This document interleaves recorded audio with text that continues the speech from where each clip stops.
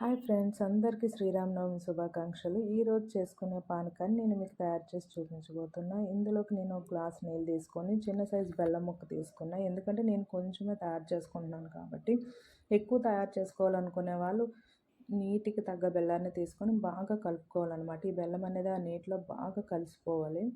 దీనికోసం మనం 5 నిమిషాలు పక్కన పెట్టుకున్న తర్వాత దీంట్లోనికి మిరియాలు, యాలకులు తీసుకుందాం. ఈ మిరియాలు, యాలకులు అనేది ఈ పానకంలోనికి చాలా ఇంపార్టెంట్ అనమాట. ఎందుకు అంటే శ్రీరాముల వారు వేసవి కాలంలో కళ్యాణాన్ని చేసుకున్నారు కాబట్టి ఈ కళ్యాణం చూడటానికి చాలామంది ప్రజలు వస్తారు. వాళ్ళు ఈ ఎండవేడిని తట్టుకోవటానికి కోసం ఈ పానకాన్ని తయారు చేసి ఇస్తారనమాట. అందుకే ఇందులో వేసి యాలకులు, మిరియాల వల్ల మన ఒంటిలో ఉండే వేడి అంతా కూడా ఇది గ్రహిస్తుంది కాబట్టి ఆ రోజు కళ్యాణాన్ని చక్కగా చూడొచ్చనే ఒకే ఒక్క కారణంతో శ్రీరామనవమి రోజు మాత్రమే ఈ పానకాన్ని తయారు చేస్తూ ఉంటారు. నేను కూడా అందుకోసమే తయారు చేసుకున్నా. అయితే ఇప్పుడు నేను బెల్లం నీళ్ళైతే ఏవైతే ఉన్నాయో అవన్నీ కూడా బాగా కరిగిపోయింది కాబట్టి అది నేను కొంచెం తీసుకుంటున్నా. ఈ నీటిలోనికి ముందుగా దంచి పెట్టుకున్న మిరియాలు, యాలకులు పౌడర్ వేసేసి బాగా కలుపుకోవాలి. ఎందుకంటే ఆ మిరియాల ఘాటు, యాలకుల తాలూకా ఇదంతా అందులో కలాలన్నమాట. దానివల్ల నేను బాగా కలుపుకుంటున్నా.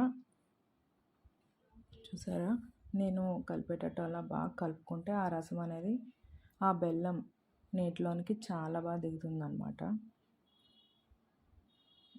దీన్ని బాగా కలుపుకొని ఆ యాలకులు ఏవైతే ఉన్నాయో ఆ తొక్కలు తీసి పక్కన పెట్టుకోవచ్చు. ఎందుకంటే తాగేటప్పుడు కొంతమందికి అడ్డం పడుతుందని ఇష్టం ఉండదు, కొంతమంది అయితే ఉంచుకుంటారు.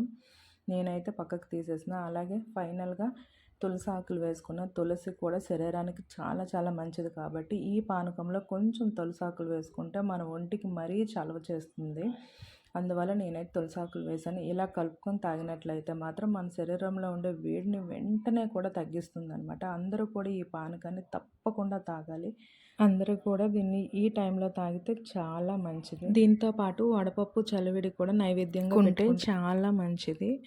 జై శ్రీరామ్.